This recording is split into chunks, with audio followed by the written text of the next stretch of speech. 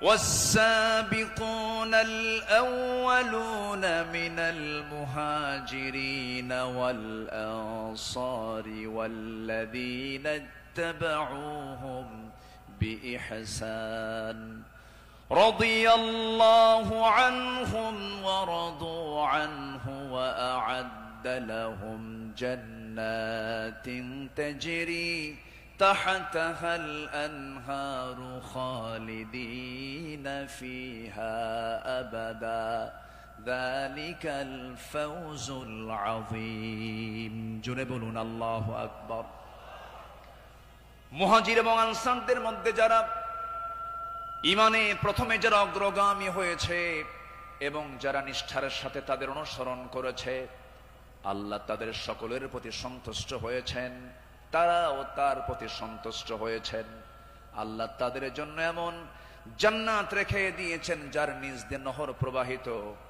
আল্লাহ তাআলা সেই জায়গায় তাদেরকে চিরকাল রাখবেন, আর এটার চাইতে মহা সাফল্যের অন্য কিছু হতে পারে না। জোরে বলি সুবহানাল্লাহ। আমার ভাইরা, যাদের প্রতি আল্লাহ রাজি হন তারাই তো আমাদের অনুসরণীয় হওয়ার কথা। যারা আল্লাহর রহমত প্রাপ্ত বান্দা, যাদের দুনিয়াতে জান্নাতের সংবাদ দিয়েছেন, এমন 10 জন সাহাবী ছিলেন যাদেরকে আল্লাহ রাব্বুল আলামিন দুনিয়াতে জান্নাতের সংবাদ তাদের কানে শুনিয়ে দিয়েছেন। জোরে বলি সুবহানাল্লাহ। একজন সাহাবীকে যদি কেউ ফলো করতে পারে তার জন্য জান্নাত ইজি হয়ে যাবে। আস-সাহবাতু কান-নুজুম, সাহাবীরা হচ্ছে আকাশের নক্ষত্রের সমান। আল্লাহু আকবার বলেন। সম্মানিত ভাইয়েরা, মুমিনদের অনুসরণীয় যে পথ, আমি 10টা পয়েন্ট আমি কথা বলতে চাই। নাম্বার 1, আল্লাহ এবং রাসূলের প্রতি বিনম্র চিত্তে অটুট আনুগত্য। আল্লাহ এবং রাসূলের প্রতি বিনম্র চিত্তে অটুট আনুগত্য, এটা ছিল সাহাবীদের জীবনের সবচেয়ে বড় আমল। বলি আলহামদুলিল্লাহ। সম্মানিত ভাইয়েরা, আল্লাহ রাব্বুল আলামিন সুন্দর করে এই ব্যাপারে বলছেন। আল্লাহ রাব্বুল আলামিন বলেন, ইয়া আইয়ুহাল্লাযীনা আমানু আতিউল্লাহা ওয়া রাসূলাহু ওয়া লা তাওয়াল্লাউ আনহু ওয়া আনতুম তাসমাউন। জোরে বলুন আল্লাহু আকবার। সূরাতুল আনফাল আয়াত নাম্বার 20, মহান রব্বুল আলামিন বলেন, হে বিশ্বাসীরা, তোমরা আল্লাহ এবং তার রাসূলের তোমরা আনুগত্য করো। তার নির্দেশ শ্রবণ করার পরেও তার আনুগত্য থেকে তোমরা কখনো মুখ ফিরিয়ে নেবে না। আল্লাহ রাব্বুল আলামিন সুন্দর করে হুকুম আকারে দিয়েছেন। আমার বন্ধুগণ, আনুগত্য ছাড়া, ইত্তেবা ছাড়া বান্দা কখনো জান্নাত পেতে পারে না। মহান রব্বুল আলামিন আরেক জায়গায় সুন্দর করে কমন একটা আয়াত বলে দিয়েছেন, ইন কুনতুম তুহিব্বুনাল্লাহা ফাত্তাবিউনি ইউহিব্বুকুমুল্লাহু ওয়া ইয়াগফির লাকুম যুনুবাকুম ওয়াল্লাহু গফুরুর রহিম। জোরে বলুন আল্লাহু আকবার। কি মুহাম্মদ সে ওয়াফা तूने तो हम तेरे है, ये जहां चीज है क्या लौह कलम तेरे है। मुहम्मद के যদি ভালোবাসো, ভালোবাসা পাবে আমার। লৌহ কলম লুভিবে তোমরা, মাটির পৃথিবী সেকোন ছাড় সব পেয়ে যাবে, কিন্তু নিজের জীবনের চাইতে রাসূলকে বেশি ভালোবাসতে হবে এবং তার ইত্তেবা করতে হবে। সাহাবীরা তা দেখিয়ে দিয়েছেন তাদের প্র্যাকটিক্যাল লাইফে। ইতিহাস সবার, ইতিহাস তো একই, সবার কম বেশি জানা আছে। একজন সাহাবী ছিলেন যিনি রাসূলকে কি পরিমাণ ভালোবেসেছেন। আমার নবীজি বদর যুদ্ধের ডাক দিয়েছেন।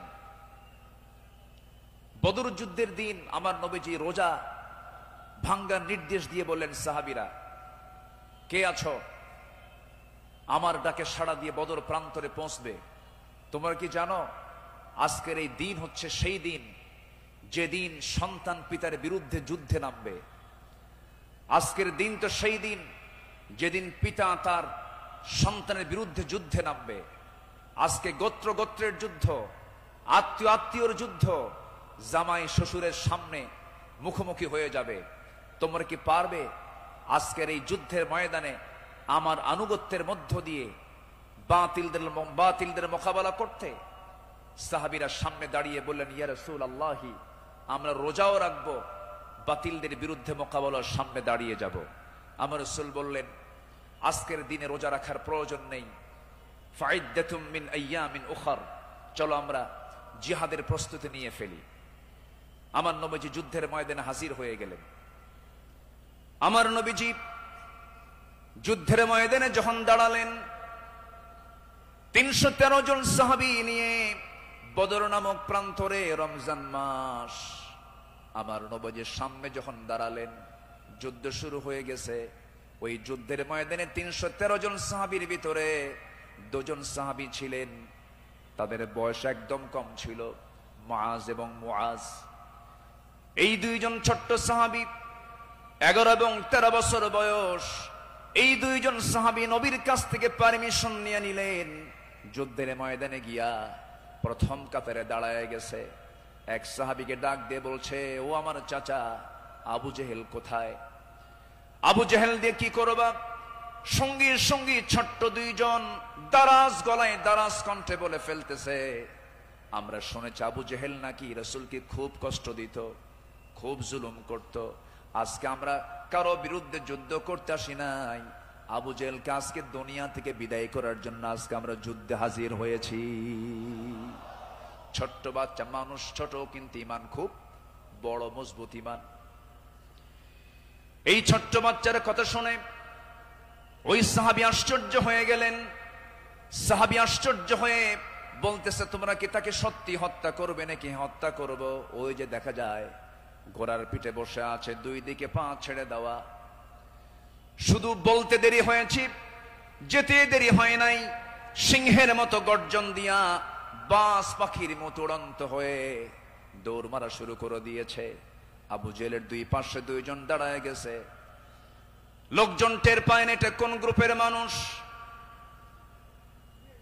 2 জন ছোট্ট বাচ্চার হাতে ছোট্ট তরবারি ছিল, এত জোরে সজোরে আঘাত করেছে 2 জন মিলে। আল্লাহু আকবার বলে আবু জেহেল ওই যে জমিনে ধরাশয়ী হয়ে পড়ে গেছে, কোমর সোজা করে আবু জেহেল আর দাঁড়াতে পারে নাই। এইদিকে বড় ভাই মুআজের পিছন থেকে একজন কাফের এসে তার ডান হাতে পিছন দিক থেকে তরবারির যখন একটা আঘাত দিয়েছে, এক আঘাতে তার ডান হাতটা চামড়ার সঙ্গে ঝুলতে লাগলো। ঝনঝন করে তরবারি পড়ে গেছে। যুদ্ধ করবেন কেমনে? তার ডান হাতটা ঝুলতেছে চামড়ার সাথে। দৌড় মেরে চলে গেছেন, বাম হাতে তরবারি তুলে নিয়েছেন। যুদ্ধ থামালেন না। যুদ্ধ চালাতে গিয়ে দেখা গেল ডান হাতটা চামড়ার সঙ্গে ঝুলে আছে, ঝুলন্ত হাতটা এসে বাম হাতে বারবার ধাক্কা খাচ্ছে, ডিস্টার্ব হচ্ছে মনে করে ঝুলন্ত ডান হাতটা বাম্পার নিচে রেখে এত জোরে টান মারলেন, এক টানে হাতটা ছিটকে পড়ে গেল। বাম হাতে যুদ্ধ চালাতে লাগলেন। বাম হাত পিছন দিক থেকে আঘাত করে তার কেটে ফেলে দিল। ঝনঝন করে তরবারি পড়ে গেছে, আর যুদ্ধ করতে পারছেন না। যুদ্ধ করবেন কেমনে? 2 হাতিতে চলে গেছে। আরেকজন কাফের এসে গর্দান বরাবর যখন আঘাত এনেছে, দুনিয়া থেকে এই ছোট্ট 13 বছরের নাবালক সন্তান দুনিয়া থেকে বিদায় নিয়ে গোটা বিশ্ববাসীকে জানান দিচ্ছে, ও পৃথিবীর মানুষ, আমরা দিন কায়েমের জন্য যে জীবন দিলাম, এমন করেই দিন কায়েমের পথে জীবনটা দিতে হয়। জোরে বলি সুবহানাল্লাহ, আরো জোরে বলি সুবহানাল্লাহ, আরো জোরে বলি সুবহানাল্লাহ। একটু জিকির করি লা ইলাহা, আওয়াজটা কম মনে হচ্ছে, আরো জোরে লা ইলাহা। আওয়াজটা নাই, আওয়াজ কম হচ্ছে, বলেন তো কানে আওয়াজ দিতে হবে।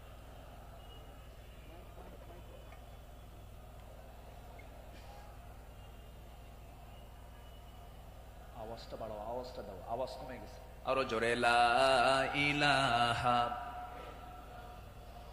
আরো জোরে লা ইলাহা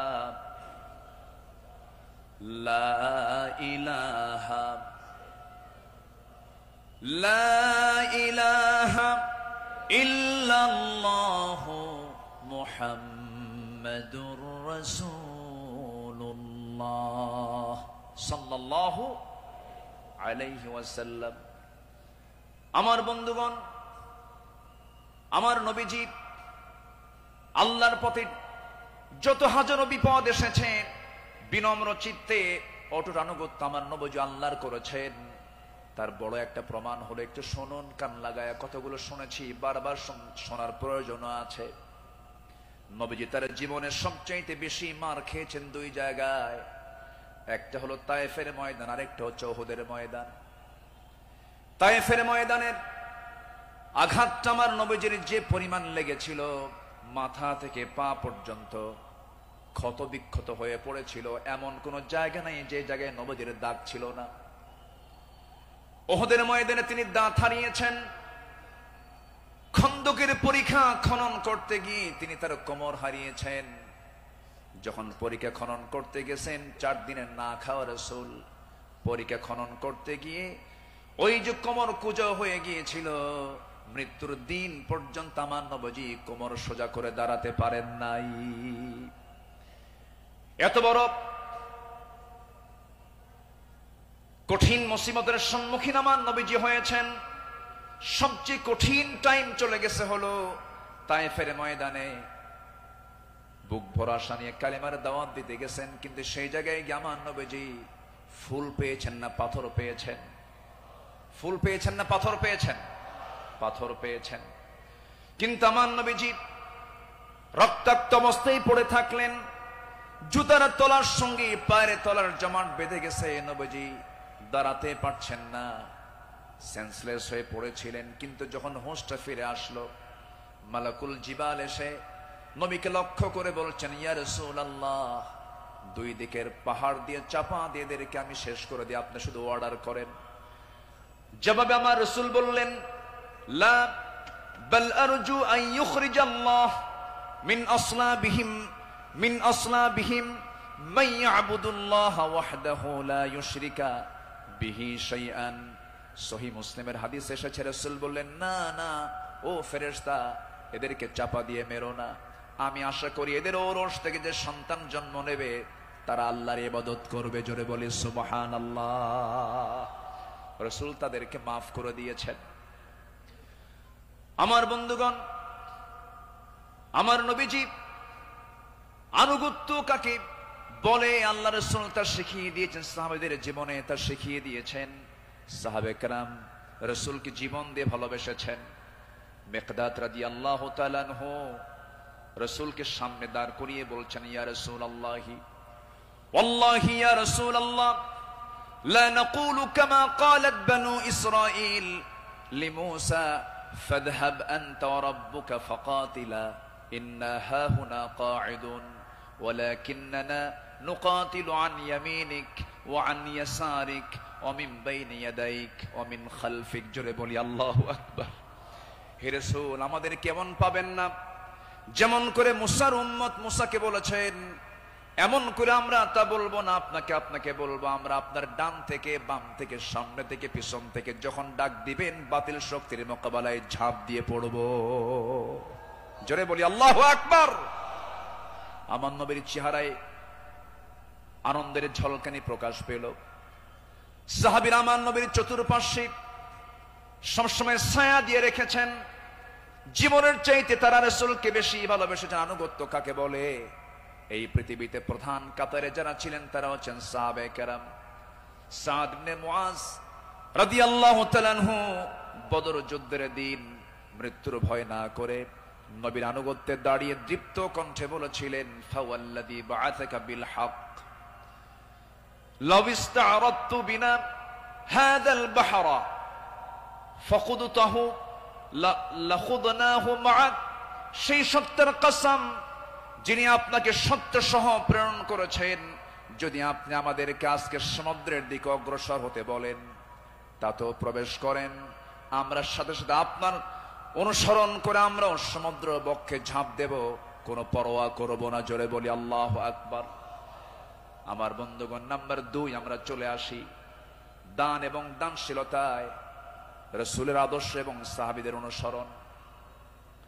আমার নবীজির দান, তার যে দানশীলতার ব্যাপারে হাদিস এসেছে, তিনি প্রবাহিত বাতাসের মতো দান করতেন। কান রাসূলুল্লাহ সাল্লাল্লাহু আলাইহি সাল্লাম আজওয়াদান নাস, ফালা রাসূলুল্লাহ সাল্লাল্লাহু আলাইহি সাল্লাম আজওয়াদু বিল খাইর মিনার রিহিল মুরসালা। আমার নবীজি প্রবাহিত বাতাসের মতো তিনি দান করতেন। যখন শুরু করতেন দান থামতো না, অবারিত দান করতেন। জোরে বলি সুবহানাল্লাহ। সাইয়েদনা ওমর ফারুক রাদিয়াল্লাহু তাআলা আনহু তিনি বলেন, তাবুকের প্রান্তরে বুক ভরা আশা নিয়া নবীর সামনে দাঁড়ালাম এবং মনে মনে ভাবলাম, সারা জীবন আমার বন্ধু আবু বকরের সঙ্গে কোনো ইবাদতের কম্পিটিশনে পারি নাই, আজকে আমি আবু বকরকে হারায়া ফেলবো। তিনি করলেন কি, সমস্ত সম্পত্তির অর্ধেক তিনি তাবুক অভিযানে তিনি দান করলেন। আব্দুর রহমান ইবনে আওফ রাদিয়াল্লাহু তাআলা আনহু 3 বস্তা সোনা দান করেছেন। সবার দান যখন শেষ হয়ে গেছে, আমার নবী অপেক্ষার প্রহর গুনছেন তার সারা জীবনের বন্ধু, 3 দিনের ছোট বড় হিজরতের রাতের সাথী সাইয়েদনা আবু বকর সিদ্দিক রাদিয়াল্লাহু আনহু তিনি কখন তাবুকের জন্য তিনি কি নিয়ে আসবেন, তার দানের পরিমাণ কি, তিনি অপেক্ষার প্রহর গুনছেন। নবীর সামনে যখন এসে দাঁড়ালেন, রাসূল লক্ষ্য করে বলছেন, ইয়া আবা বকর মা আবকাইতা লিহালিক, হে আমার আবু বকর, তোমার পরিবার পরিজনের জন্য তুমি কি রেখে এসেছো? তিনি জবাব দিতে নিয়ে বলছেন, ক্বালা বাকাইতু লাহুমুল্লাহ ওয়া রাসূলা, আমি আমার পরিবারের জন্য রেখে এসেছি শুধু আল্লাহ এবং আল্লাহ রাসূলকে, বাকি সব তাবুকের প্রান্তরের জন্য আমি দান করেছি। জোরে বলি সুবহানাল্লাহ। আমার নবীজি তার শানে বলেছেন, ওমা নাফানি মালু হাদিন কাত মা নাফানি মালু আবি বকর, আমার আবু বকরের অর্থ দিয়ে আমার যেমন উপকার হয়েছে, এমন উপকার আমার অন্য কারো দিয়ে হয় নাই। প্রতিটি মানুষের ইহসান পরিশোধ করতে পেরেছি আমি, রাসূল নিজে পরিশোধ করতে পেরেছি, কিন্তু আমার আবু বকরের ইহসান সমূহ এমন যে তার প্রতিদান কেবল আল্লাহ ছাড়া কেউ প্রতিদান দিতে পারবে না। জোরে বলি সুবহানাল্লাহ। আমার ভাইয়েরা, আল্লাহ রাব্বুল আলামিন সন্তুষ্টির জন্য বান্দাকে জানিয়ে দিচ্ছেন, বান্দা তোর দানটা হবে শুধুমাত্র আমার জন্য, দানের পুরস্কার হলো জান্নাত। সাহাবে কেরাম তা শিখিয়ে দিয়েছেন। আল্লাহ রাব্বুল আলামিন বলেন, মাসালুল লাযীনা ইউনফিকুনা আমওয়ালাহুম ফি সাবিলিল্লাহি কামাসালি হাববাতিন أنبتت 7 سنابل في كل سنبلة 100 حبة والله يضاعف لمن يشاء والله واسع عليم। জোরে বলুন আল্লাহু আকবার। যারা আল্লাহর পথে তাদের সম্পদ ব্যয় করে, তাদের উপমা হলো একটা বীজের মতো, যা উৎপন্ন করলো 7টা শীষ, প্রতিটি শীষে রয়েছে 100 দানা। তারা আর আল্লাহ যাকে চান তার জন্য এমন করেই বাড়িয়ে দেন। আল্লাহ হচ্ছেন সবচাইতে প্রাচুর্যময় এবং সর্ব বিষয়ে জ্ঞানী। জোরে বলি সুবহানাল্লাহ। নাম্বার 3 হলো আদল এবং ইহসানের মূর্ত প্রতীক ছিলেন রাসূল এবং সাহাবে কেরাম।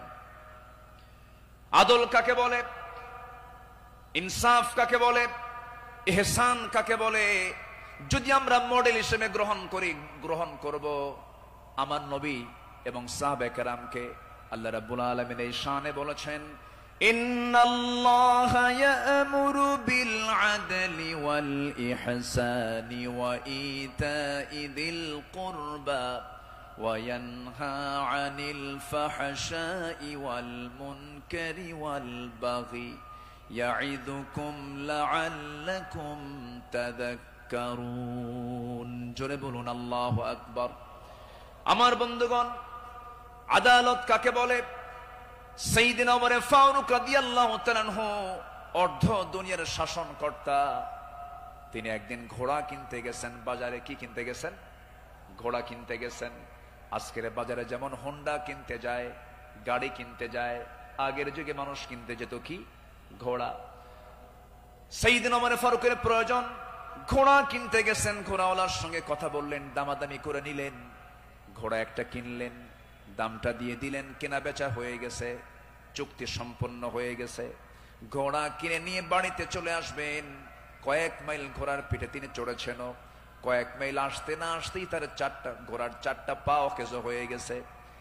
4 পা যখন অকেজো হয়ে গেছে, সাইয়েদনা ওমর ফারুক একটু খেপে গেলেন, রেগে গেলেন।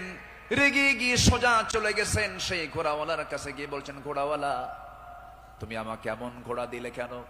যে ঘোড়াটা আমি 4-5 মাইল যেতে না যেতে 4টা পায়ে তার অকেজো হয়ে গেছে, অসুস্থ ঘোড়া দিয়েছ, আমি এই ঘোড়া নেব না। সঙ্গে সঙ্গে ঘোড়াওয়ালা বলছেন, আমিরুল মুমিনিন, আমি আপনাকে যে ঘোড়াটা দিয়েছি সুস্থ ঘোড়া দিয়েছি। আপনি যখন আমার কাছ থেকে ঘোড়াটা কিনতে এসেছিলেন সেই সময় ঘোড়াটা সুস্থ ছিল, আপনার মালিকানায় যাওয়ার পরে ঘোড়াটা অসুস্থ হয়ে পড়েছে। সাইয়েদনা ওমর ফারুক একটু খেপে গিয়ে বলছেন, অসুস্থ ঘোড়া আমি নেব না, ঘোড়া ফেরত নাও, টাকাটা আমাকে দিয়ে দাও। এবার ঘোড়াওয়ালা বলছে, আমিরুল মুমিনিন, আমি যত বলবো, আপনি যত বলবেন, কোনো ফয়সালা আসবে না। ঠিক আছে, আমার কথা এবং আপনার কথা দুটা নিয়ে আমরা চলুন, আমরা আদালতে যাই। কোথায় যাই? আদালতে চলে যাই। ইন্নাল্লাহা ইয়া'মুরু বিল আদল, আদালতের সম্মুখীন হয়ে যাই। সাইয়েদনা ওমর ফারুক রাদিয়াল্লাহু তাআলা আনহু তখন অর্ধ দুনিয়ার শাসনকর্তা। এই কথা শোনার সঙ্গে সঙ্গে তিনি তার সকল কথাকে তিনি অফ করে দিলেন, চুপ মেরে গিয়ে বলছেন, ঠিক আছে ঘোড়াওয়ালা, চলো আদালতে হাজির হই, চলো আদালতে ফয়সালা দিয়ে দেবে। চিন্তা করে দেখুন, অর্ধ দুনিয়ার শাসনকর্তা ওমর ফারুক সামান্য এক ঘোড়াওয়ালা মামলা দিচ্ছে, সেই মামলায় তিনি হাজির হচ্ছেন। চলে গেলেন আদালতে। আদালত চত্বরে গিয়ে যখন হাজির হলেন, বিচারালয়ের চেয়ারে বসা একজন কাজী যখন সাইয়েদনা ওমর ফারুককে দেখেছেন, দেখা মাত্রই তিনি দাঁড় হয়ে বলছেন, আমিরুল মুমিনিন, আপনি কেন আদালতে, কি হয়েছে? তিনি এবার বলছেন, বিচারপতি, আমি ঘোড়া কিনতে গেছি, ঘোড়া সে আমাকে অসুস্থ ঘোড়া দিয়েছে, আমি এই ঘোড়া নেব না, সেজন্য বিচার আদালত পর্যন্ত গড়িয়েছে, কি করা যায়? কাজী সুরাই ইবনুল হারিস আল কিন্দি রাহিমাহুল্লাহ সেই বিচারপতির নাম। তিনি বলছেন, আমিরুল মুমিনিন, দুপক্ষের কথাই তো শুনতে হবে। দুপক্ষের কথাই তিনি শুনলেন।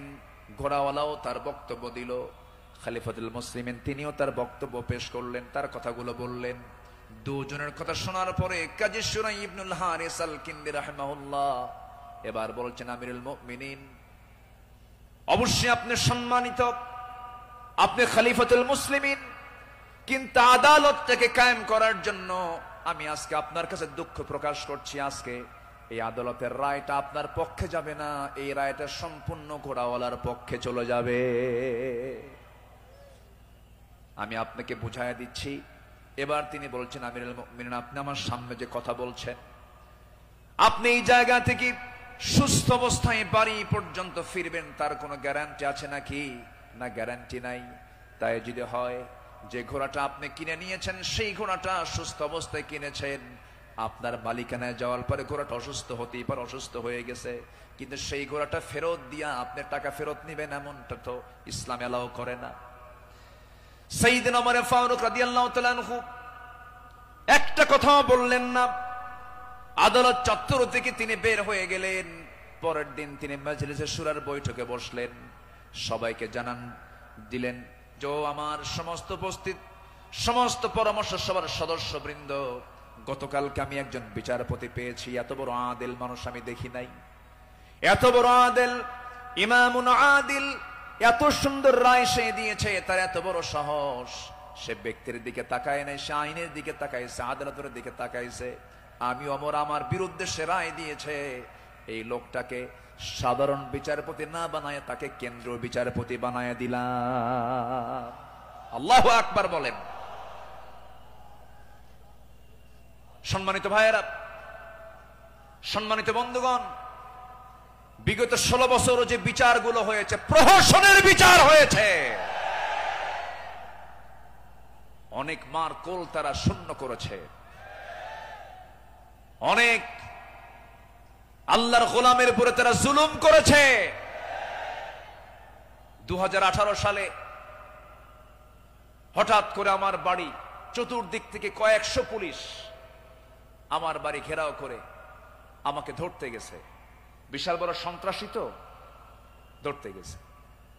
তো বললাম, ভাই কি সমস্যা কি, চলেন থানায় যেতে হবে। থানায় নিয়ে গেল, ওসির সামনে বসে আছি, দেখি ওসির চোখের ভিতরে পানি টলমল করছে, অশ্রুপূর্ণ চোখ। তো বললাম, আপনি কান্দেন কেন? হুজুর আমি আপনার খুব ভক্ত। তো ভক্ত তো ধরছেন কেন? বলে যে কি করব হুজুর, চাকরি বাঁচান তো ফরজ, সন্তানাদি আছে, কি করব, উপর থেকে খুব চাপ। হুজুর আপনি আমাকে মাফ করে দিয়েন। কি করবেন? চাকরি বাঁচান তো ফরজ। আমি বললাম, চাকরি বাঁচান ফরজ, ইমান বাঁচান নফল। মামলা একখান দিয়া চালান দিয়ে দিল, কোর্টে না মঞ্জুর করলো, কোনো মঞ্জুর হবে না। সেখান থেকে নিয়ে চলে গেল জেলখানায়। জেলখানায় ঢুকলাম, ঢুকেই দেখি ৮০-৮৫ বছরের এক বুড়া মানুষ আমারে দেখে লম্বা একখান সালাম দিয়ে বলে, হুজুর আপনি জেলখানায় ঢুকলেন, খুব খুশি হলাম। তো বললাম, ঢুকলাম জেলখানায়, খুশি হলেন আপনি, ব্যাপারটা কি? বলে, হুজুর দূর থেকে ওয়াজ শুনি, দূর থেকে আলোচনা শুনি, কাছে যেতে পারি না, মুসাফা করতে পারি না, একটু মনের কথাগুলো বলবো তাও পারি না। কত সুন্দর আপনি আমার কাছে ধরা দিলেন, দোয়া করে জেলখানায় থাকেন। তো আমি এখন উল্টা মুরব্বীকে বললাম, চাচা আপনি জেলখানায় কেন এই বুড়া বয়সে, নাতিপুতি থুইয়া? তো বলতেছে, বাবা কি বলবো, বোমা হামলা, বোমা হামলা। কে মানে? আমার নামে বোমার মামলা দিয়েছে, আমি নাকি বোমা মেরেছি। বাবা বলো তো, এই ৮০ বছরের বুড়ার হাতে যদি বোমা তুলে দেওয়া হয়, সেই বোমা লক্ষ্যে যাবে না নিজের মাথায় পড়বে? এ আচরণ করেছে তারা ১৬ বছর। ফেরাউন বেঁচে ছিল, ফেরাউন পৃথিবীতে বেঁচে ছিল ১৬০০ বছর, এরা ছিল ১৬ বছর। সংখ্যার যে মিল হলো কেমনে বুঝলাম না। ফেরাউনের যে চরিত্র, এদের সেই একই চরিত্র তারা প্রকাশ করেছিল ১৬ বছর। দাড়ি দেখলেই, টুপি দেখলেই তাদেরকে জঙ্গিবাদীর তকমা লাগায় মামলা দিত। রাস্তার ফকির পর্যন্ত মামলার শিকার হয়েছে। আল্লাহ পাক একটা পরিবেশ আমাদেরকে উপহার দিয়েছেন, দিন কায়েমের কাজে আমরা এই পরিবেশকে কাজে লাগাবো। জোরে বলি ইনশাআল্লাহ, আরো জোরে বলি ইনশাআল্লাহ। আল্লামা সাঈদী তিনি দুনিয়া থেকে বিদায় নিয়েছেন, তার একটাই স্বপ্ন ছিল, এই বাংলার জমিন শাসন হবে কোন দিন? কোরআন দিয়া। এটাই তার স্বপ্ন ছিল। সেই স্বপ্ন পূরণ করার জন্য আল্লামা সাঈদীকে জীবন দিয়ে ভালোবাসেন আপনারা, আমি বিশ্বাস করি। কারণ ১০০ বছরের ইতিহাসে এমন রেকর্ড নাই। আল্লামা সাঈদীর শুধু ফাঁসির রায় দিয়েছিল, সেই রায়কে কেন্দ্র করে একই দিনে শতাধিক মুসলমান শাহাদাত বরণ করেছিল।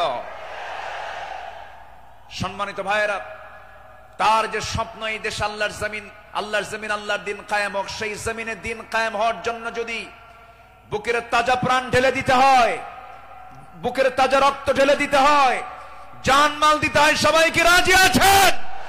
রাজি আছেন কারা কারা? হাত উঁচু করে দেখান মুসলমান।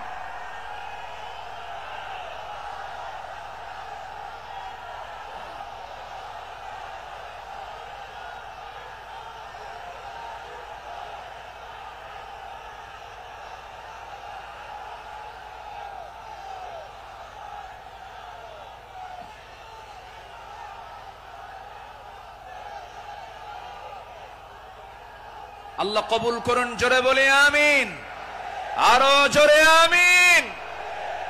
হাত নামান, বসুন। আমি তো দাঁড়াতে বলি নাই, আপনি দাঁড়ালেন কেন? যে বসে পড়ুন। আমি কি আলোচনা চালাবো? আলোচনা চালাবো। আমার নির্দিষ্ট সময় কিন্তু শেষের দিকে প্রায়। আমি কি আলোচনা চালিয়ে যাব? সবাইকে আমাকে সময় দিবেন? জোরে বলি ইনশাআল্লাহ, আরো জোরে বলি ইনশাআল্লাহ। সম্মানিত ভাইয়েরা, তাদের আদালতটা কি ছিল? সাইয়েদনা ওমর ফারুক রাদিয়াল্লাহু তাআলা আনহু একদিন কোন এক বাজার দিয়ে যাচ্ছিলেন। হঠাৎ করে কোন এক সাহাবীর গায়ে হাতে ছিল ছোট্ট ছড়ি, লাঠি ছিল, লাঠি দিয়ে ঘুতা মেরেছেন মজা করে একটা ঘুতা মারলেন। সেই সাহাবীও কিছু মনে করেন নাই। মাস 6 পরে সাইয়েদনা ওমর ফারুক রাদিয়াল্লাহু তাআলা আনহু তার সঙ্গে দেখা করে বললেন, বন্ধু চলো আমার বাড়িতে যাই। বাড়িতে নিয়ে গেলেন, হাতটা ধরে ক্ষমা চেয়ে বললেন, শোনো আমার ভাইজান, অমুক দিন তোমার শরীরে একটু মজা করে একটু তরবারি কি বলে হাতের ছড়ি দিয়ে লাঠি দিয়ে একটু আঘাত করেছিলাম, কষ্ট পেলে আমাকে মাফ করে দিও। এই যে তোমার হাতে 600 দিরহাম দিয়ে দিলাম, তুমি আল্লাহর ঘর কাবা জিয়ারা করে আসবে। জবাবে সেই সাহাবী বলছেন, আমিরুল মুমিনিন, আপনি আমাকে যে আঘাত করেছেন এটা তো আমার মনেই নাই। সাইয়েদনা ওমর ফারুক বললেন, ও আমার ভাই, আমি যে তোমাকে মৃদু আঘাত করেছি, এটা যদি তুমি কিয়ামতের দিন আমার বিরুদ্ধে যদি আল্লাহর কাছে যদি আদালতে মামলা দিয়ে দাও, আমি জামিন পাবো না। এই জন্য আজকে দুনিয়াতেই তোমার কাছ থেকে আমি মাফ চেয়ে নিলাম। জোরে কোন সুবহানাল্লাহ। সাইয়েদনা ওমর ফারুক রাদিয়াল্লাহু তাআলা আনহু 1 বোতল মধু এনেছেন, রাষ্ট্রের মধু।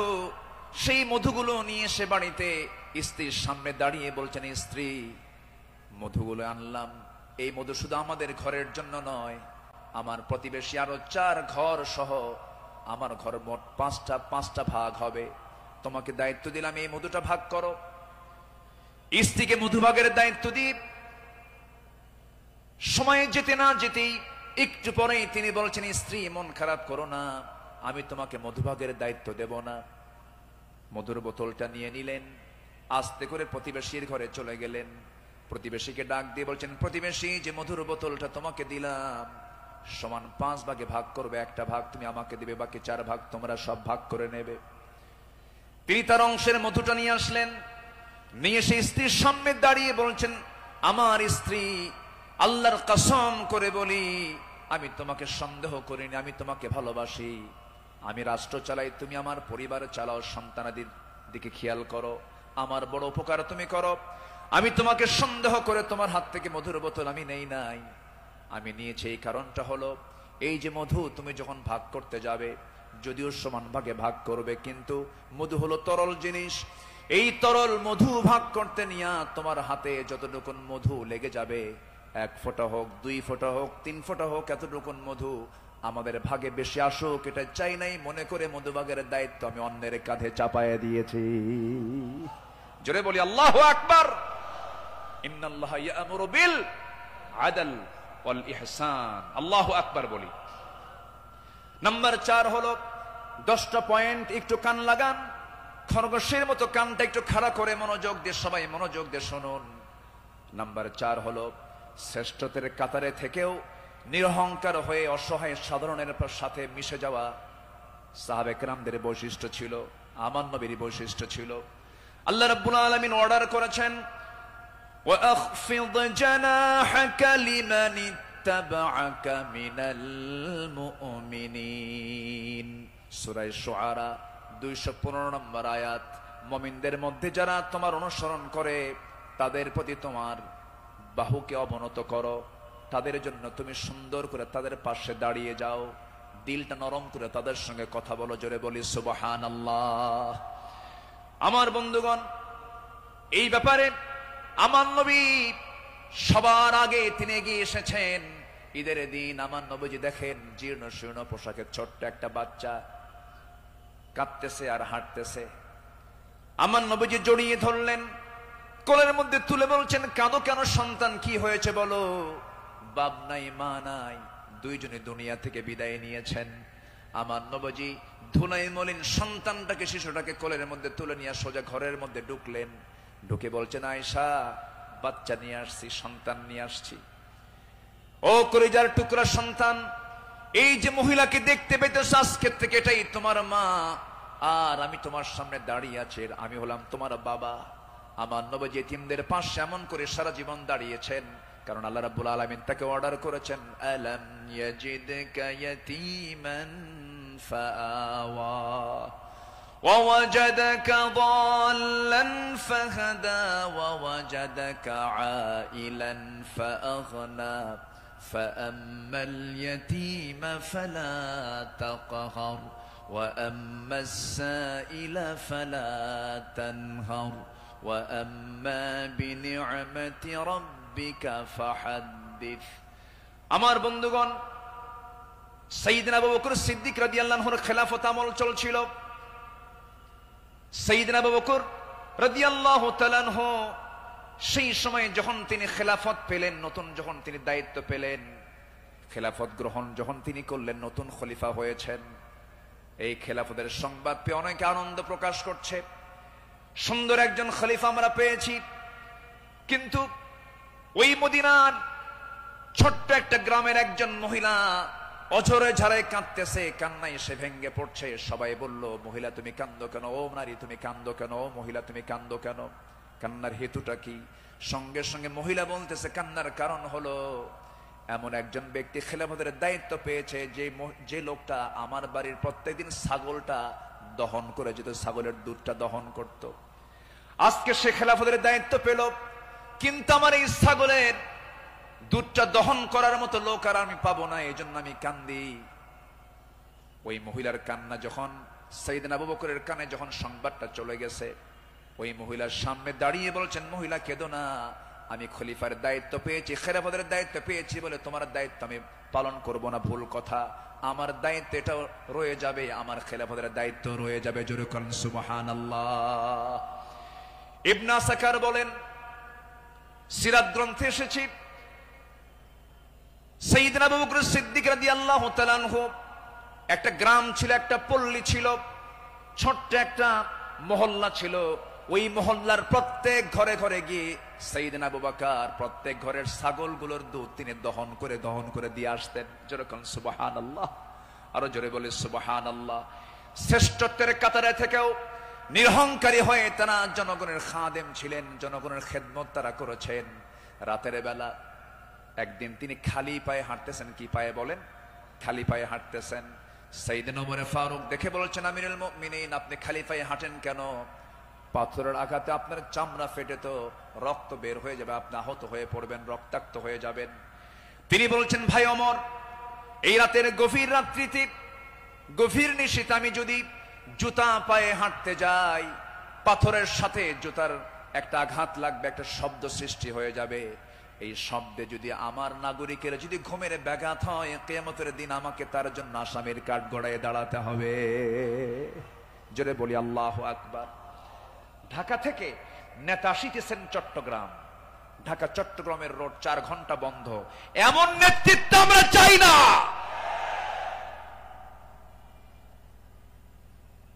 আমরা শাসক দেখতে চাই, জনগণের শাসক, ঠিক কিনা? আমরা কিসের শাসক দেখতে চাই? যাকে দেখলে ওমরের কথা মনে হবে, যাকে দেখলে আবু বকরের কথা মনে হবে, যাকে দেখলে ওসমানের কথা মনে হবে। একটা ওমর আল্লাহ পাক তুমি বাংলার জমিনে দিয়ে দাও। জোরে বলি আল্লাহুম্মা আমিন। সাইয়েদনা আবু বকর সিদ্দিক রাদিয়াল্লাহু তাআলা আনহু, খেলাফত মানে কি? একটা দেশের তিনি রাষ্ট্রপ্রধান। রাতের বেলা তিনি চলে গেছেন হলো প্রতিবেশীর ঘরে। কোন প্রতিবেশী? যে প্রতিবেশীর স্বামী নাই, ছেলে নাই, মেয়ে নাই। যেই মহিলার তিনি খেদমত করতে গেছেন তার চোখটাও নাই। বয়োবৃদ্ধ জ্ঞানবৃদ্ধা একজন নারী, সচেতন একজন নারী। তিনি তার খেদমত করার জন্য খেলাফতের দায়িত্ব পাওয়ার পরও তিনি চলে গেছেন। দরজায় নক করেছেন, খেদমত করলেন, বের হয়ে আসছেন। পরের রাত্রিতে সাইয়েদনা ওমর ফারুক রাদিয়াল্লাহু আনহু তিনি ভাবলেন, আমার ভাই আবু বকর তো খেলাফতের দায়িত্ব পেয়েছেন, উনি কি খেদমত করতে পারছেন কিনা জানি না। উনি চলে গেছেন খেদমত করার জন্য। দরজায় তিনি নক করেছেন, বুড়িমা, আপনার খেদমতের জন্য আমি এসেছি, আমি ওমর আসছি। কে? প্রয়োজন নেই। কেন? কিছুক্ষণ আগে একজন খেদমত করে চলে গেছে। উনি ভাবলেন যে খেদমতটা কে করতে পারে। পরপর তিনি 3 রাত ওই বুড়ি মহিলার ঘরের পাশে গিয়ে আড়ালে তিনি দাঁড়ালেন, খুঁজে পাচ্ছেন না, কখন ঢোকে তাও টের পাওয়া যায় না। 3য় রাত্রিতে তিনি বুঝতে পারলেন একটা মানুষ খালি পায়ে ভিতরে ঢুকলো, কিন্তু অন্ধকার তো দেখতে পান নাই। ভিতরে ঢুকে খেদমত করে বের হতে নিলেই পিছন দিক থেকে ওমর ফারুক তার হাত চেপে ধরেছেন। চেপে ধরেই দেখেন কেউ না, খলিফা আবু বকর সিদ্দিক রাদিয়াল্লাহু তাআলা। তিনি বললেন, আমিরুল মুমিনিন, একটা রাষ্ট্র পরিচালনা করতে নিয়ে কত পরিশ্রম করতে হয়। রাতের বেলা বিশ্রামের প্রয়োজন হয়, দিনের বেলাও পরিশ্রম করেন, রাতের বেলা এমনটা করলে আপনি অসুস্থ হয়ে পড়বেন, অন্তত আমাদের কিছু খেদমতের জন্য আমাদের কিছু কাজ রেখে দেন। তিনি বলছেন, ভাই ওমর, হাসরের ময়দানে আমার আমলনামা তোমার পিঠে যাবে না, আমার কাজ আমাকে করতে দাও। মৃত্যুর দিন পর্যন্ত তিনি ওই মহিলার খেদমত করে তিনি দুনিয়া থেকে বিদায় নিয়েছেন।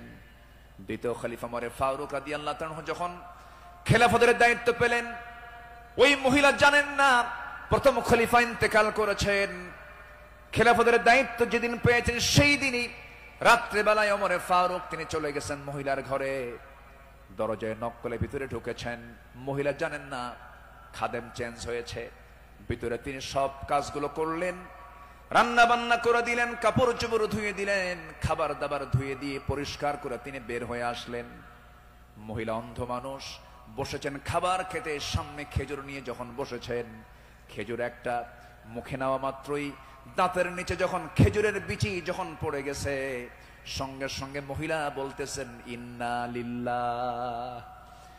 তিনি চোখের পানি ফেলে দিয়া কেঁদে কেঁদে বলতেছেন, বুঝতে পেরেছি আমার আসল খাদেম আবু বকর আর দুনিয়াতে নাই। আমার আবু বকর যখন আমার খেদমত করতে আসতো, যখন সে খেজুরগুলো আমাকে ধুয়ে দিত, শুধু খেজুর শুধু ধুয়ে দিত না, খেজুরগুলো ধুয়ে ভিতরের যে বিচিগুলো আছে বিচিগুলো সরায় আমার সামনে রেখে দিত, যেন আমার খেতে কোনো কষ্ট না হয়। জোরে বলে সুবহানাল্লাহ, আরো জোরে বলে সুবহানাল্লাহ। শাসক ছিলেন, শাসকের কাতারে থেকেও তারা নিরহংকারী হয়ে জনগণের সেবা করেছেন। আল্লাহু আকবার বলে। সাইয়েদনা ওমর ফারুক রাদিয়াল্লাহু তাআলা আনহু তিনি যেদিন শাসনভার তার কাছে আসে, তার কাঁধে যখন আসে, সেই দিন থেকে নিয়ে শুরু করে মৃত্যুর দিন পর্যন্ত কোন রাত তার পিঠটা তার বিছানার সঙ্গে লাগাতে দেননি।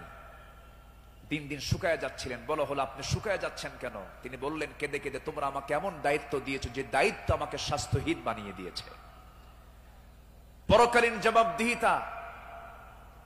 পরকালীন জবাবদিহিতার অনুভূতি ছাড়া একটা শাসক কখনো ভালো হতে পারে না। আসতে বলবেন না, জোরে বলুন ঠিক কিনা? অতএব সেই গদি সমস্যার সমাধানের জন্য আমরা চাই যোগ্য, সৎ, আল্লাহওয়ালা, কোরআন প্রেমিক একজন শাসক আমরা চাই। আল্লাহ কবুল করুন, আল্লাহ কবুল করুন। এই কথাটা কেন বললাম? কারণ এখন যে সরকারটা আছে এটা কি স্থায়ী না অস্থায়ী? এজন্য আলোচনার মধ্যে এই ফাঁকে এই কথাটা একটু বলে ফেললাম। সম্মানিত ভাইয়েরা, আমার সময় তো ফুরে যাচ্ছে, আমাকে শেষ করতে হবে। শেষ কি করে দেব? আলোচনা চলুক, হুজুর মরুক। জি, জোরে বলি ইনশাআল্লাহ। জি, আল্লাহ কবুল করুন, জোরে বলি আমিন। নাম্বার 5, সকল দুর্নীতি এবং অন্যায়ের বিরুদ্ধে কঠোর অবস্থান। আমার নবীরও ছিল, সাহাবে কেরামদের মাঝে এই বিষয়ে তারা খুব সতর্ক থাকতেন। আল্লাহ রাব্বুল আলামিন বলেন, ওয়ালা তাকুলু আমওয়ালাকুম বাইনাকুম বিল বাতিলি ওয়া তুদলু বিহা ইলাল হুক্কামি লিতাকুলু ফারীকাম মিন আমওয়ালিন নাসি বিল ইসমি ওয়া আনতুম তা'লামুন। জোরে বলুন আল্লাহু আকবার। তোমরা নিজেদের মধ্যে পরস্পরের সম্পদ অন্যায়ভাবে গ্রাস করো না, তা বিচারকদের নিকট উপস্থাপন করো না, যাতে অন্যের সম্পদের কিছু অংশ পাপের মাধ্যমে গ্রাস করতে পারো, যদিও তোমরা জানো কার কথা। আসতে বলবেন না, কার কথা? আরেক জায়গায় বলছেন, লা তাকুলু, তোমরা খেতে যেও না। কি খেতে যেও না? কুলু মিন তাইয়্যিবাত, পবিত্র খাবে, হারাম কিছু খাবে না। লা তাকুলুর রিবা আদআফাম মুদাআফা আহাল্লাল্লাহুল বাইয়া ওয়া হাররামান রিবা। বিভিন্ন জায়গাতে আল্লাহ পাক ক্লিয়ার কথা বলে দিয়েছেন। আমার বন্ধুগণ, সাহাবে কেরাম দুর্নীতি কেমন করে বন্ধ করা যায়, অন্যের বিরুদ্ধে কেমন কঠোর হতে হয়, তা বাস্তব জীবনে তা দেখিয়ে দিয়েছেন। বাস্তব জীবনে আল্লাহ রাসূল তা বুঝিয়ে দিয়েছেন। বিচার কেমনে করতে হয়, বিচারের রায় কেমনে নামাতে হয়, তাও রাসূল শিখিয়ে দিয়েছেন। বিচার কি সবার জন্য সমান না সমান? আইন সবার জন্য? আইন সবার জন্য সমান। আমার নবীজি বসে আছেন, একটা বিচার আসলো, এক সম্ভ্রান্ত পরিবারের মহিলা কন্যা সন্তান চুরি করে ধরা পড়েছে। রাসূল বললেন কোনো কথা নাই, হাত কাটো, হাত কেটে ফেলো। রাসূল অর্ডার দিলেন, আমার নবীর উপরে কথা বলার কোনো সাহস কারো নাই। ওই সম্ভ্রান্ত পরিবারের লোকজন এসে সাইয়েদনা ওমর ফারুককে বিভিন্ন কিছু বুঝায়া দিয়ে বলছেন, আপনি যদি রাসূলকে সুপারিশ করেন হয়তো রাসূল শুনতে পারেন। সাইয়েদনা ওমর ফারুক এসে আমার নবীর সামনে দাঁড়িয়ে বলছেন, ইয়া রাসূলুল্লাহ, যে মহিলার হাত কাটার অর্ডার দেওয়া হয়েছে সে তো সম্ভ্রান্ত পরিবারের, দেখুন তো কিছু করা যায় নাকি। আমার নবীজি সেই সময় আল্লাহর কসম করে বলেন, আল্লাহি, হে আমার ওমর, আল্লাহর কসম করে বললি, আল্লাহর কসম করে বলছি, এই চুরিটা যদি ওই সম্ভ্রান্ত পরিবারের মেয়ে ফাতিমা না হয়ে যদি কলিজার টুকরা মেয়ে আমার ফাতিমা বিনতে মুহাম্মদ হতো, যদি এটা প্রমাণ হয়ে যেত, লাকাতাতু ইয়াদাহা, আমি রাসূল নিজে তার হাতটা ধরে কেটে দিতাম। আল্লাহু আকবার। দুর্নীতির কোনো সুযোগ সেই সমাজে ছিল না, কারণ যারা বিচার করেছেন তারা ছিলেন হলো সৎ বিচারক। আমরা সৎ শাসক, সৎ বিচারক দেখতে চাই। আর সৎ শাসক এবং সৎ বিচারক সৃষ্টি তখনই হতে পারে যারা কোরআন সমাজে চায়। যারা সমাজে কি চায়? কোরআন চায়। সাইয়েদনা ওমর ফারুক রাদিয়াল্লাহু তাআলা আনহু, যে সময় তিনি খলিফাতুল মুসলিমিন, ইরাকের গভর্নর ছিলেন হলো আবু মুসা আশআরী রাদিয়াল্লাহু তাআলা আনহু।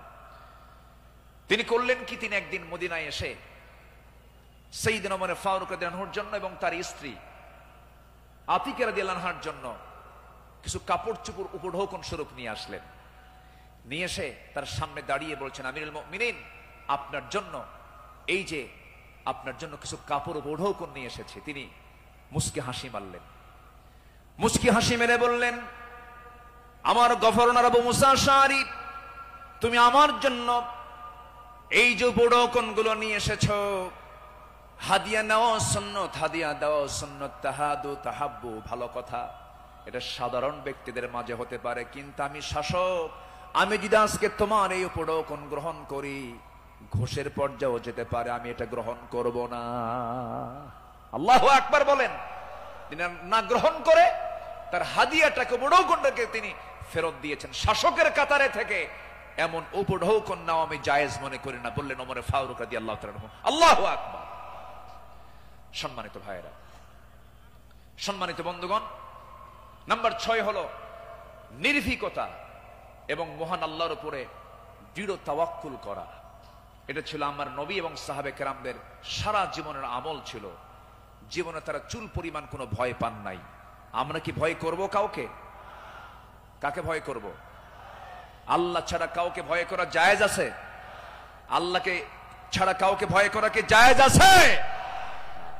আমার নবীজি কোন এক যুদ্ধের ময়দানে যাবেন, একটা গাছের নিচে তিনি শুয়ে পড়লেন। বাবলা গাছ, বাবলা গাছের ডালে তরবারি রেখে তিনি বিশ্রাম নিচ্ছিলেন। হঠাৎ করে এক বেদুইন এসে আমার নবীর সেই তলোয়ারটা তার হাতে তুলে নিয়ে বলতেছে, মুহাম্মদ, আমার হাতে তোমার জীবন, আমি তোমাকে এখন হত্যা করতে পারি। এই কথা বলা মাত্রই বলতেছে, এখন তোমাকে কে বাঁচাবে? বেদুইন বলছে, তোমাকে এখন কে বাঁচাবে মুহাম্মদ? আমার নবীজি বলেন, আমাকে বাঁচাবেন আমার আল্লাহ, আমাকে বাঁচাবেন আমার আল্লাহ, আমাকে বাঁচাবেন আমার আল্লাহ।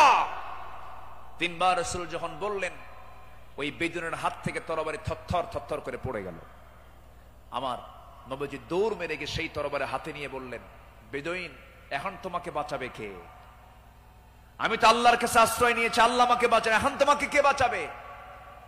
বেদুইন তার চোখের পানি আটকাতে না পেরে আমার নবীর সামনে দাঁড়িয়ে বলছে, আপনি সত্যি আল্লাহ রাসূল, আপনি আমাকে পড়িয়ে দেন লা ইলাহা ইল্লাল্লাহ, ফাইদা আযামতা ফাতাওয়াক্কাল আলাল্লাহ ওয়া কাফা বিল্লাহি ওয়াকিলা, ইন্নাল্লাহা ইউহিব্বুল মুতাওয়াক্কিলিন, ওয়া মান ইয়াতাওয়াক্কাল আলাল্লাহ ফাহুয়া হাসবুহ। যে ব্যক্তি আল্লাহর প্রতি তাওয়াক্কুল করবে, আল্লাহ তার জন্য যথেষ্ট হয়ে যান। আমাদের ভরসা রাশিয়া নয়, আমেরিকা নয়, ইন্ডিয়া নয়, চায়না নয়, আমাদের কারো মধ্যে ভরসা করার দরকার না, আমাদের ভরসা কে? আসতে বলবেন না, তিনি কে? আমাদেরকে বাঁচাবেন তিনি, যার হাতে আমাদের প্রাণ, তিনি সে আল্লাহ আমাদেরকে বাঁচাবেন। আল্লাহ কবুল করুন, জোরে বলি আমিন। ইসলাম গ্রহণ করেছেন 40 নম্বরে। 41 নম্বরে সাইয়েদনা ওমর ফারুক রাদিয়াল্লাহু তাআলা আনহু ইসলাম কবুল করেই রাসূলের সামনে তরবারি রাসূলের পায়ের কাছে রেখে বললেন, ইয়া রাসূলুল্লাহ, আমাদের মুসলমানদের সংখ্যা কত? আমার রাসূল বললেন, ওমর, সাহাবীর সংখ্যা মাত্র 40 জন, 40 থেকে 41 জন। সাইয়েদনা ওমর ফারুক, এটাই বিশাল সংখ্যা। আজকে আমরা কাবার চত্বরে গিয়ে প্রকাশ্যে ঘোষণা করব, লা ইলাহা। কোন সাহাবী বললেন? বলেন বলেন, কোন সাহাবী? আজকে তো এক সাহাবীর ইতিহাসটা একটু বেশি টানলাম, প্রসঙ্গটা চলে আসলো। তিনি বলে ফেললেন, কি পরিমাণ সাহস হতে পারে! সাহসের পিরামিড সাইয়েদনা ওমর ফারুক গিয়ে প্রকাশ্য রূপে সামনে ঘোষণা করলেন, কে আছো? আমার সামনে আসো, লা ইলাহা। তরবারি হাতে দৃপ্ত পদক্ষেপে আল্লাহু আকবার ধ্বনিতে মুখরিত করে আকাশ বাতাস সামনের দিকে যেতে লাগলেন। আবু জেহেল হতভম্ব হলো। আবু জেহেল মনে মনে ভাবলো, পাঠালাম কি জন্য, আর হয়ে গেল কি? সাইয়েদনা ওমর ফারুক রাদিয়াল্লাহু তাআলা এত সাহসী ছিলেন, সেই বজ্র কণ্ঠের ওমর এখনো দরকার আছে না নাই? সেই বজ্র কণ্ঠের ওমর এখনো দরকার আছে না নাই? নতুন বাংলাদেশ তৈরি করার জন্য ওমর প্রয়োজন, আবু বকর প্রয়োজন। আমরা আবু বকরের মতো দৃঢ়চেতা হব, ওমরের মতো সাহসী হব, ওসমানের মতো ধৈর্যশীল হব, আলীর মতো লড়াকু সৈনিক হয়ে বাতিল শক্তির মোকাবেলা আমরা ঝাঁপিয়ে পড়ব প্রয়োজনে। রাজি আছেন কারা কারা? হাত উঁচু করে দেখান মুসলমান।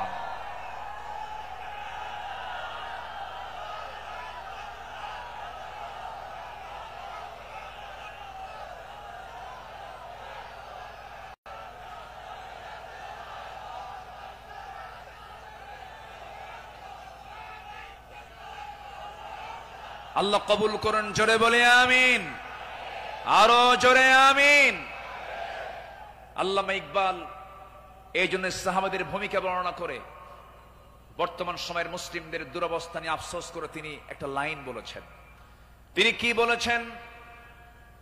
সফহাওয়ার সে বাতিল কো মিটায়া কিসনে, নুয়ে ইনসান কো গুলামি সে ছুড়ায়া কিসনে, मेरे काबे को जमीनों से बचाया किसने, मेरे कुरान को सीनों से लगाया किसने, थे तू अबाओ तुम्हारे ही मगर तुम क्या हो, हद पर हद दहरे मुंतजरे फरदा हो। कवि विश्व कवि আল্লামা ইকবাল তিনি বলছেন, যারা এসব অসার বাতিল দূর করেছে জগৎ হতে, ছাড়িয়েছে মানব কুলে দাস গোলামির কবল হতে, কাবা ঘরে সেজদা করার জাগলো প্রথা যাদের সাথে, বুকে কোরআন ধারণ করা শিখল জগৎ যারা যারা হাতে, তারা তোদের পূর্বপুরুষ আর আজিকে তোমাদেরকে হয়ে ইন্তেজারি করছে বসে হাতের উপর হাতটি রেখে। আফসোস করে তিনি বলছেন, সাহাবীরা কি করে গেলেন আর তোমরা কি করছো? তোমরা এক একটা ওমর হয়ে যাও, এক একটা আবু বকর হয়ে যাও, জান্নাত পাওয়ার জন্য সাহাবীদের অনুসরণটাই তোমার জন্য যথেষ্ট হয়ে যাবে। জোরে বলি সুবহানাল্লাহ। নাম্বার 7 হলো নিজ দায়িত্বের ভারে অস্থির চিত্ততা নিয়ে আমার রাসূল চলতেন, সাহাবে কেরামও চলতেন। আমার নবীজি বিদায় হজের ভাষণের দিন আমার নবীজি কেঁদে অস্থির হয়ে যাচ্ছিলেন। সাহাবে কেরামকে লক্ষ্য করে বলছেন, ওয়া আনতুম তুসআলুনা আন্নী ফামা আনতুম কাইলুন, আমার ব্যাপারে প্রশ্ন করা হলে তোমরা কি বলবে? সাহাবীরা বললেন, নাশহাদু আন্নাকা ক্বাদ বাল্লাগতা ওয়া আদাইতা ওয়া নাসাহতা, আমরা সাক্ষ্য দেব আপনি দায়িত্ব পালন করেছেন, আপনি উপদেশ দিয়েছেন। এই কথা শুনে আমার নবীজি শাহাদাত আঙ্গুলি উঁচু করে আকাশের দিকে লক্ষ্য করে আল্লাহকে বলছেন, আল্লাহুম্মা শাহাদ, আল্লাহুম্মা শাহাদ, আল্লাহুম্মা শাহাদ। আল্লাহ তুমি সাক্ষী থাকো, আল্লাহ তুমি সাক্ষী থাকো, আমার সাহাবীরা আমার পক্ষে কথা বলছে। আল্লাহু আকবার বলেন। নিজের দায়িত্ব নিয়ে রাসূল খুব অস্থির চিত্ততা প্রকাশ করতেন মাঝে মাঝে। আমার বন্ধুগণ, আমার নবীজি মাঝে মাঝে এত পরিমাণ কাঁদতেন, কান্নার পরিমাণ এত হতো, আমার নবীজি যখন সেজদায় পড়ে যেতেন না, সেই শরীফের হাদিস এসেছে পানি গরম হলে পরে টকবক যেমন আওয়াজ হয়, ফুটন্ত পানি যেমন টকবক টকবক আওয়াজ করে, আমার নবীজি সেজদার সময় এত পরিমাণ কাঁদতেন। আমার নবীজির সেজদার সময় যে মুখ থেকে কান্নার আওয়াজটা বের হতো টকবক করা পানির মতো, এত কাঁদতেন তিনি। কেন কাঁদতেন, কি জন্য কাঁদতেন? তিনি শুধু চেয়েছেন, ও আল্লাহ, আমার উম্মতকে তুমি জাহান্নাম দিবা না, আমার উম্মতকে তুমি জান্নাত দিবা। তিনি তার নিজের জন্য বেশি কেঁদেছেন না, উম্মতের জন্য বেশি কেঁদেছেন, উম্মতের জন্য বেশি কেঁদেছেন। আমার বন্ধুগণ, এই জন্য এই পৃথিবীতে সবচাইতে বেশি ভালোবাসবে এক নাম্বার কাকে বলেন? আসতে বলবেন না কাকে? নাম্বার 2 হচ্ছে মুহাম্মদ সাল্লাল্লাহু আলাইহি ওয়াসাল্লামকে আমরা ভালোবাসবো। তিনিও ভালোবেসেছেন। আমার ভাইয়েরা, আমার বন্ধুগণ, নাম্বার 8 হলো আদর্শ নেতৃত্বের অনুতুলনীয় আলোক ছটাই সাহাবে কেরাম। সাহাবে কেরামকে আল্লাহ রাব্বুল আলামিন অনেক সম্মান দান করেছেন। লাকাদ আরসালনা রুসুলানা বিল বাইয়িনাতি ওয়া আনজালনা মাআহুমুল কিতাবা ওয়াল মিজানা লিয়াকুমান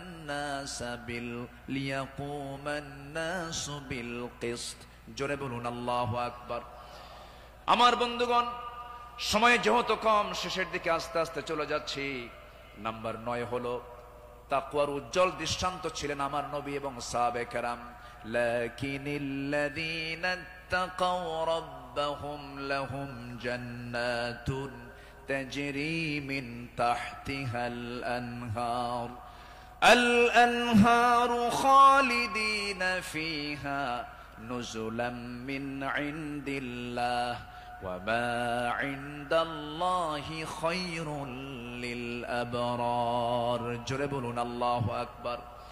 যারা নিজেদের প্রতিপালককে ভয় করে চলে, তাদের জন্য আছে এমন সব উদ্যান, এমন সব জান্নাত যারা তলদেশ দিয়ে নহর প্রবাহিত। আল্লাহর পক্ষ থেকে অতিথিয়তা স্বরূপ তারা সর্বদা সেখানে থাকবে। আল্লাহর নিকট যা কিছু আছে পুণ্যবানদের জন্য তাই হলো শ্রেষ্ঠ। জোরে বলি সুবহানাল্লাহ। তাকওয়া কাকে বলে সাহাবে কেরাম শিখিয়েছেন, তাকওয়া কাকে বলে আম্বিয়া কেরাম শিখিয়েছেন। বিশেষ করে আমার নবীজি তাকওয়ার তিনি মূর্ত প্রতীক ছিলেন। আমার বন্ধুগণ, নাম্বার 10 হলো, নাম্বার 10 সর্বশেষ যেটা, সেটা হলো আল্লাহর কাছে বিনম্র চিত্তে অশ্রু ঝরানো, চোখের পানি ফেলে ফেলে কাঁদা। এই দুনিয়াতে আমি যখন জন্ম নিয়েছি আমার প্রথম ভাষা ছিল হাসা না কাঁদা, হাসি না কান্না। মার পেট থেকে দুনিয়াতে এসে আমি কেঁদেছি না হেসেছি? কেঁদেছি। মূলত এই জায়গাটা হলো, এই দুনিয়াটা হলো কান্নাকাটি করার জায়গা। হাসির জায়গা হলো জান্নাত, আনন্দের জায়গা হলো জান্নাত। জান্নাতে গিয়ে বান্দার জীবনের সব সমস্ত আনন্দ সেই জান্নাতি সে ভোগ করবে। হুজিবাতুল জান্নাতু বিল মাকারিহ হুজিবাতুন নারু বিশ শাহাওয়াত। আমার বন্ধুগণ, আমার নবীজি যখন কাঁদতেন, অস্থির হয়ে যেতেন, তার চোখের কোনা বেয়ে বেয়ে টপ টপ করে পানি পড়তো, দাড়িগুলো ভিজে যেত, কপাল ফুলে যেত, হাঁটুগুলো ফুলে যেত। ঘন্টার পরে ঘন্টা সেজদায় পড়ে কেঁদেছেন, কারণ আল্লাহ পাক তার শানে বলেছেন, ওয়া মিনাল লাইলি ফাতাহাজ্জাদ বিহি নাফিলাতাল লাক আসা আইয়াবআসাকা রাব্বুকা মাকামান মাহমুদা। জোরে বলুন আল্লাহু আকবার। আরেক জায়গায় বলছেন, ওয়াল্লাযীনা ইয়াবিতুনা লিরাব্বিহিম সুজ্জাদান ওয়া কিয়ামা ওয়াল্লাযীনা ইয়াকুলুনা রাব্বানা ইসরিফ আন্না আযাবা জাহান্নাম ইন্না আযাবাহা কানা গরামান ইন্নাহা সাআত মুস্তাকাররাও ওয়া মুকামা। আল্লাহর যারা বান্দা হবে, রাত গভীর হয়ে যাবে, সবাই ঘুমের সাগরে হাবুডুবু খাবে, কিন্তু আল্লাহর পছন্দের বান্দা যারা, তারা তো জানেই আল্লাহ সব সময় প্রথম আকাশে আসেন না। আল্লাহ তাআলা প্রথম আকাশে আসেন কোন সময়? বলুন কোন সময়? কোন সময়? কোন সময়? কোন সময়? শেষ রাত্রিতে চলে আসেন ফিস সামাঈদ দুনিয়া আলা মিন মুস্তাগফিরিন ফাগফির লাহ, কোন ক্ষমা প্রার্থী আছে আমার কাছে ক্ষমা চাবে। সেই সময় আল্লাহ পাক দুনিয়ার আকাশে চলে আসেন, আল্লাহর পছন্দের বান্দা এই চান্সটা ছেড়ে দেন না। শেষ রাত্রে উঠে চোখের পানি ফেলে শিশুর মতো যারা কান্দাকাটি করবে, আল্লাহর কাছে যারা রোনাজারি করবে, আপনি কি জানেন 7 সমুদ্রের পানি দিয়ে জাহান্নাম নিভতে পারে না, কিন্তু বান্দা যদি আল্লাহর ভয়ে 1 ফোঁটা চোখের পানি ফেলতে পারে, 1 ফোঁটা চোখের পানি 7টা জাহান্নামকে নিভাইয়া দিতে পারে। আমরা কাঁদবো কার কাছে? আসতে বলবেন না, কাঁদবো কার কাছে? পৃথিবীতে কান্নাকাটি করার জায়গা কয়টা? বলেন কয়টা জায়গা? এক জায়গা, কার কাছে? আল্লাহর কাছে আমরা চোখের পানি ফেলে ফেলে কাঁদবো, আল্লাহর কাছে আমরা রোনাজারি করব। পৃথিবীর মানুষের কাছে কাঁদবেন, কেউ বলবো ফিনাতে এমনি কান্দে, কোন একটা লক্ষ্য আছে, মতলব খারাপ। কত কি বলবে, স্বামী তার বউয়ের কাছে কাঁদবে, বউ তার স্বামীর কাছে কাঁদবে, ছেলে বাবার কাছে কাঁদবে, বাবা ছেলের কাছে কাঁদবে, সেখানে কিছু স্বার্থ থাকতে পারে। কিন্তু বান্দা যদি শুধুমাত্র আল্লাহর জন্য কাঁদতে পারে, আল্লাহ রাব্বুল আলামিন তার বান্দার সেই কান্নার পরিপূর্ণ জাযা, পরিপূর্ণ পুরস্কার সেই বান্দার হাতে তুলে দিবেন। এই জন্য আমরা চোখের পানি খরচ করব কার জন্য? আসতে বলবো না, কার জন্য আমরা খরচ করব? ইন্নাল্লাযীনা উতুল ইলমা মিন ক্বাবলিহি ওয়া ইযা ইউতলা আলাইহিম ইয়াখিরুনা লিল আযকানি সুজদা। সূরা বনী ইসরাঈল 107 নম্বর আয়াত। যাদেরকে এর পূর্বে জ্ঞান দান করা হয়েছে, তাদের সামনে যখন আবৃত্তি করা হয়, তখন তারা বিনয়ের সাথে কাঁদতে কাঁদতে ভূমিতে জমিনে তারা লুটিয়ে পড়ে। ইয়াখিরুনা লিল আযকানি সুজদা। এই জন্য আমরা কাঁদবো। চোখের পানি যদি ফেলতে চাই, একমাত্র ফেলবো আমরা কার জায়গায়? কার কাছে? বলেন কার কাছে? কার কাছে? আল্লাহর কাছে। সাইয়েদনা ওমর ফারুক রাদিয়াল্লাহু তাআলা আনহু একদিন বসে আছেন, তার পাশে এক সাহাবী বসে একটা হাদিস বর্ণনা করছিলেন। মিসকাল হাববাতিন মিন কিবার, যার মধ্যে যাররা পরিমাণ অহংকার কাজ করবে, লা ইয়াদখুলুল জান্নাহ, সে ব্যক্তি জান্নাত পাবে না। ওমর ফারুক সেই জায়গা থেকে লাফ মেরে গিয়ে জমিনে লুটিয়ে পড়লেন। গোটা শরীর তিনি ধুলায় মলিন করলেন, আর বলেন, ওমর, তোকে মানুষ খলিফা বলে, তোকে মানুষ শাসক বলে, ওমর তোর মধ্যে মনে হয় অহংকার ঢুকে গেছে, আল্লাহ তোকে মাফ করবে না। আকাশের দিকে দুটো হাত তুলে আফসোস করে বলছেন, আকাশের মালিক আল্লাহ, তুমি যদি গোটা দুনিয়ার সমস্ত মানুষকে তুমি যদি জান্নাত দিয়ে দাও, আর একজন ব্যক্তিকে যদি জাহান্নাম দিয়ে দাও, আমার মনে হয় আমি ওমর সে একজন ব্যক্তি, জাহান্নাম আমি যাব মনে হয় আমার সে আমল নাই, আল্লাহ আমাকে মাফ করে দিও, আল্লাহ আমাকে ক্ষমা করে দিও। এরকম করে তারা আল্লাহর সামনে চোখের পানি ফেলে ফেলে কেঁদেছেন। একজন সাহাবীর কাছে মুনাফিকের তালিকা ছিল, সেই সাহাবীর কাছে মাঝে মাঝে ওমর ফারুক যেতেন, গিয়ে বলতেন, ভাই ওমর, দেখো তো মুনাফিকের তালিকার মধ্যে আমি ওমর, আমার নামটা আছে নাকি?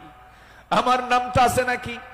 সাহাবী বলতেন, ভাই ওমর, আপনার নাম থাকবে কেন? আপনি তো জান্নাহ, ওমর ফিল জান্নাহ। তিনি উত্তরে বলতেন, ভাই রে, আমার মন বলছে কেন যেন মনে হয় আমি কি মুনাফিকের কাতারে চলে গেলাম কিনা। কি চিন্তা তাদের মধ্যে কাজ করতো, কার ভয়, কার ভয়, কার ভয়? আসতে বলবেন না, কার ভয়? সবাইকে তাহাজ্জুদের নামাজ পড়তে রাজি আছেন? 5 ওয়াক্ত নামাজ পড়ার দরকার নাই? হ্যাঁ, কি দরকার আছে কিনা বলেন? তাহলে 5 ওয়াক্ত নামাজও পড়বো, এবং স্পেশাল অফার, ওই সময় চোখের পানি ফেললে বান্দার কোনো দোয়া মিস হয় না। সেটা হচ্ছে কি? ওয়াল্লাযীনা ইয়াবিতুনা লিরাব্বিহিম সুজদান ওয়া কিয়ামা, যারা রাতটা কাটায় দেয় রুকুতে এবং সিজদার মধ্যে। কার কাছে? 5 ওয়াক্ত নামাজ পড়বেন কারা কারা? একটু হাত উঁচু করে দেখান তো, বলি দেখি, জোরে বলি ইয়া আল্লাহ, আরো জোরে ইয়া আল্লাহ। আমাদেরকে 5 ওয়াক্ত সালাত আদায় করার তৌফিক তুমি আল্লাহ দিয়ে দাও। জোরে বলি আমিন, আরো জোরে আমিন, আরো জোরে আমিন। আসুন, যেহেতু আজকে প্রথম রজনী, আগামীকালকেও মাহফিল আছে, সবাই আসবেন কিনা? আমরা এই 5 দিন নিয়মিত মাহফিল আসবো। জোরে বলি ইনশাআল্লাহ। এই মাহফিল চট্টগ্রামবাসীর জন্য একটা বড় নিয়ামত। আল্লাহ তুমি এই মাহফিলকে কবুল করো। জোরে বলি আল্লাহুম্মা আমিন। আমরা আর সময় ক্ষেপণ করব না। যেহেতু আগামীকালকেও এখানে মাহফিল আছে, পরশু আছে, তারপরের দিন আছে, প্রত্যেক দিন নতুন নতুন মেহমান এবার সিলেকশন হয়েছে।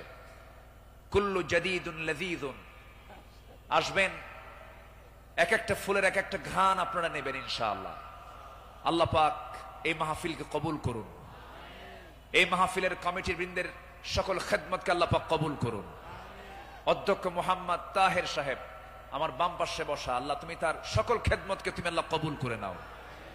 আর আমি সময়টা না বাড়িয়ে, সময় ক্ষেপণ না করে, আসুন সোজা আমরা এখন দোয়ার দিকে যাব। আমরা চাইবো কার কাছে? চাইবো কার কাছে? সবাই একটু তাশাহুদের সুরতে বসে পড়ি, একটু বিনয়ী হয়ে আমরা আল্লাহর কাছে চাবো, আল্লাহ যেন আমাদের জিন্দেগীর সকল গুনাহগুলোকে মাফ করে দেন। সবাই বলে সুবহানাকাল্লাহুম্মা ওয়া বিহামদিকা আশহাদু আল্লা ইলাহা ইল্লা আনতা আস্তাগফিরুকা ওয়া আতুবু ইলাইকা। চিৎকার মেরে বলি, ইয়া আল্লাহ, আমার